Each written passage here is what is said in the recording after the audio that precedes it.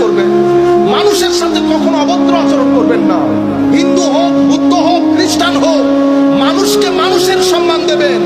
কোন রিক্সাওয়ালা সুইপারের সাথে কখনো তুই তুকারি করবেন না। ভালো বংশের পোলাপাইন কখনো মানুষের সাথে বেয়াদবি করেন। এটা হলে কি হবে? আপনার জীবন এনার্জেটিক হবে। আপনার জীবনে দুই ধরনের এনার্জি দরকার। কয় ধরনের এনার্জি?